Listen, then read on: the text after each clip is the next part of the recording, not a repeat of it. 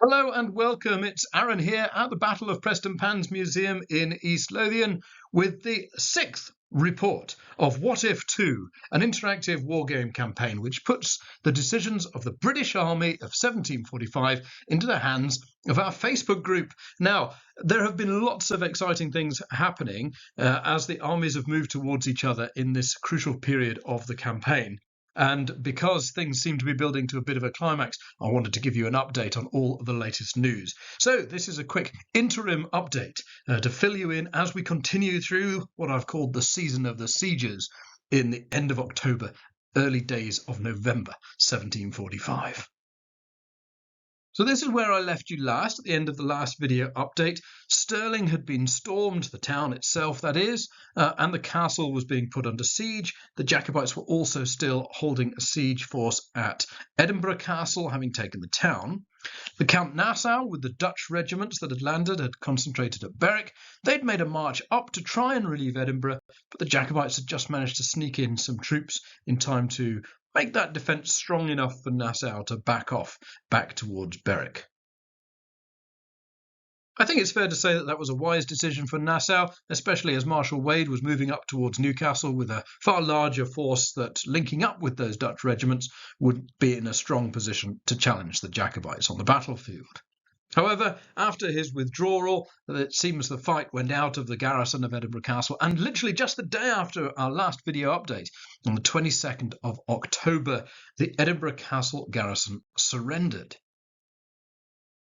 And so this is the situation it left us with. This is Elphinstone's 1744 map, and we can see the siege at Stirling, that's the blue circle with the red dot in the middle, still continuing, the Siege of Stirling Castle.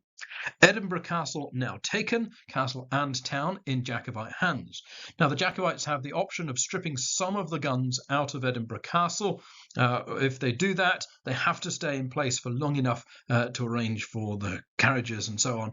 And so they have an incentive to linger in Edinburgh for a while. Of course, they can also potentially garrison that castle now and supply it to prevent it being taken back if Marshal Wade comes to Scotland. And that is, of course, the next decision that our British team had to make, what to do with Marshal Wade's large force gathered at Newcastle. The Jacobite team certainly wanted him to come into Scotland. They'd learned perhaps from our last effort at the campaign when Marshal Wade got defeated at a battle near Dunbar. If they could draw Marshal Wade into Scotland, then it does strip the defences of northern England. In that context, the Jacobite decision to not make a dash towards the border, but rather to try and launch those two sieges at Edinburgh and Stirling Castles makes a little bit more sense because it creates the provocation and the sense of urgency that draws Marshal Wade northwards. Now, this is the obvious road for him to take, the one that perhaps we could assume the Jacobites would expect him to take, linking up with Nassau at Berwick and then coming along the line of the A1 towards Edinburgh. This, however, is the route that he actually decided to take, coming off the main road at Morpeth and cutting towards the border, crossing the River Tweed at Kelso and then marching on towards Peebles. The purpose of this line of the march was, according to our team, reasoning that firstly the routes through the inland route would be less likely to be patrolled by the Jacobites, and it might give them the chance, by sweeping round to the south of the Pentland Hills, a chance to bypass whatever force was at Edinburgh and get through to a relief of Stirling, maybe even cut the Jacobites off from their recruits and supplies from the north. The Jacobites are operating to a plan they'd set out in advance. They wanted to capture Edinburgh as quickly as they could, including the castle. That's why they'd bypassed Stirling in their earlier moves in the campaign. And once they'd taken the castle, they then stripped it of whatever they could take from it, including some of the guns, and then withdraw back towards Stirling. They didn't want to fight a battle around Edinburgh, where they felt that they were more able to be outflanked or manoeuvred, and so instead they focused on the more defensible lines of approach to Stirling. Now, Marshal Wade, coming up, did send a cavalry picket to Edinburgh to try and work out what was going on, see if the Edinburgh city was defended by the Jacobites. They discovered the damage that had been done to the town gates and the castle gates, and they knew, of course, from the informants they could find around there, that the Jacobites had indeed marched west. Now, the siege at Stirling Castle is really hotting up. The Jacobites have been able to put quite a lot of artillery in place in front of the castle, firing at it from the townward side. There are heavier guns that have landed by the French earlier in October, and now some guns and mortars that have been brought through from Edinburgh Castle. After over 3 weeks of siege, the castle is now beginning to express severe anxiety about its capacity to hold out. So the Jacobites don't necessarily need to fight here. They just need to delay Marshal Wade's approach long enough for the siege to come to a conclusion and release the Jacobite forces that are besieging the castle to join in a field engagement. Marshal Wade's route that he'd been planning allows him to bypass any potential defence at Linlithgow Bridge, which was a perfectly viable option for the Jacobites, although they chose not to do it. And so Marshal Wade is now at Falkirk at the beginning of November, preparing for that final run towards Stirling. Now, in order for Marshal Wade to get to Stirling from Falkirk, he needs to get across the River Carron, which was quite an obstacle in the 18th century before it had been dammed further upstream into a reservoir and its flow slowed. There were a number of ways to do it. From Falkirk, you could get over at Stenhouse here. That's over a ford. You could come over the stone bridge at Larbert here, which also has a ford beside it to give you 2 avenues of approach there. Alternatively, you could go a little further upstream and come across at the fords of Dunipace there. And finally, there was also the option of heading to Denny and over the stone bridge that way. So this is the sort of 4 crossings of the Carron, all of which have roads converging towards Stirling. And of course, as Marshal Wade pops it into view coming out of Falkirk, he scouts this whole line and doesn't like at all what he finds. Let's go to Stenhouse first. Here, the British pickets discovered that there were 2 batteries mounted, one of artillery, one of mortars, and supported by an infantry battalion at Stenhouse. Further upstream at Larbert, there's an infantry battalion and an artillery battery covering both the bridge and the ford, though there was much discussion about the situation here because it did look potentially vulnerable to a crossing. Further still upstream at the fords at Dunipace, there beneath the hills of Dunipace, Old Castle Mott most likely it seems, there's a Jacobite battery supported by 2 regiments from Clandonald, and this is historically the location where the Jacobite army crossed the Carron on its way to the Battle of Falkirk in January 1746. But a notorious ford, it could sweep you away if there's been heavy rain. A crossing here is likely to be difficult if opposed. And just a little up from Dunipace, beyond the village of Denny Bridge, a stone bridge where again the government scouts identified at least 2 battalions of Jacobite infantry.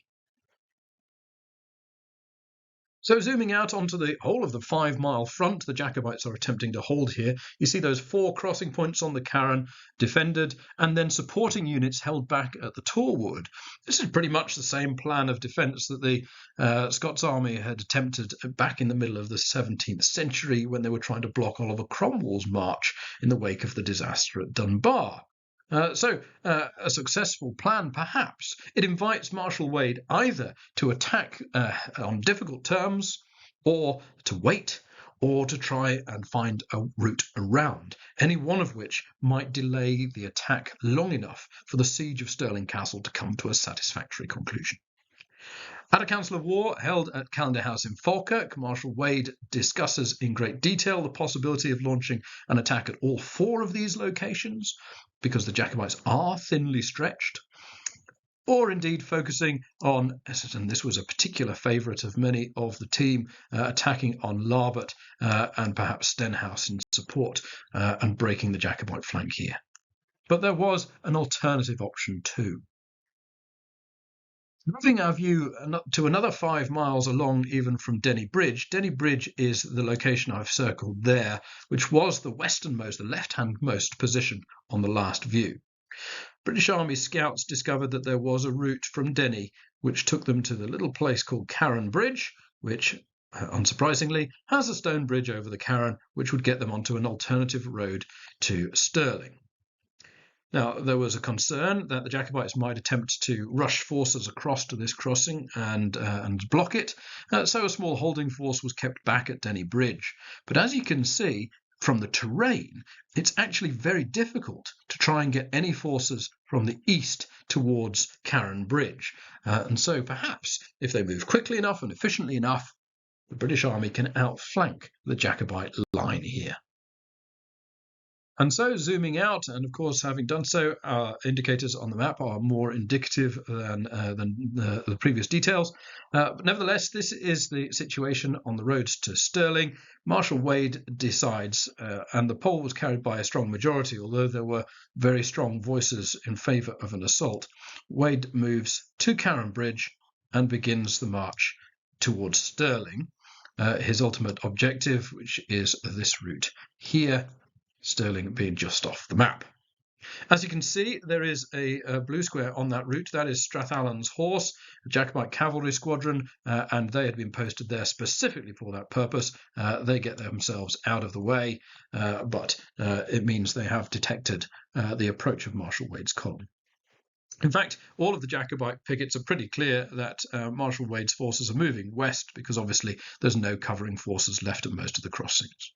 The Jacobites, therefore, use their pre-agreed plan to return all of their units from the line of the Carron back towards Stirling. They're on better roads, in better terrain, and they have a full day to do it, whilst the British army is struggling across the bridge.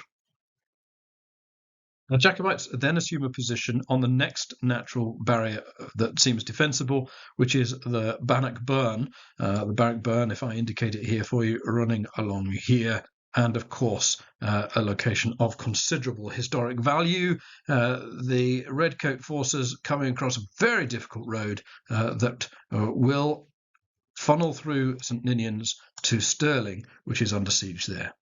The reason the Jacobites had wanted to defend a line in front of Stirling rather than Edinburgh is because all of the roads to Stirling all basically have to funnel into the same places. So it's much easier to find a position where you're not going to be outflanked. And so by the end of yesterday, this was the situation facing our two armies. The Jacobites have deployed in a strong position, but they still have men tied up in the Siege of Stirling Castle, which is determinedly holding out against them. The Jacobite front, of course, is protected by the line of the Bannockburn itself, running meandrously round here towards the Forth. Their left flank is protected both by the burn and by a wooded area Balkidderug. The Jacobite right is protected by marshy ground, as indicated here. And they're on high ground, sloping towards the Bannockburn, which means they've got a dominating position. It's a dominating position that you might be familiar with if you've ever been to the Battle of Bannockburn Visitor Centre, then you have walked to the very position where our Jacobites have deployed. From the perspective of Marshal Wade, though, he knows that he's now very close to Stirling. He can be seen from Stirling, which means he might give a little boost to the castle garrison to hold out just a little bit longer if they can. He also has options to get across the Bannockburn. There's one here at Charters Hall. There's another one here at Milton. And there is one here at Bannockburn Village. So he's got three potential ways of reaching the Jacobite line. Any attempt to swing round and go upstream to try and get round the flank is going to encounter extremely difficult terrain. High ground, wooded areas, bogs and quarries. It's very difficult up there. The only alternative is to attempt to move round towards Cass Mill here, where there is a crossing point, but only a single narrow one. And of course, any movement in that direction will be fully visible to the Jacobites, who might well attempt to redeploy in order to block it. So it's a challenging position to attack, but it's not an impossible one. And the Jacobites, with not all of their regiments on the field. That is where I'm going to leave you, because this battle is yet to be fought. This battle will be fought tomorrow, and so hopefully you'll be able to watch this before I'm able to get you the news of what happens next. It won't be long until I see you again. Thank you for joining us. And as ever, thanks to those who are getting really stuck in with the strategic discussions over on the Facebook group. You can see the link to that group below here. I'll see you very soon. I've got a battle to plan.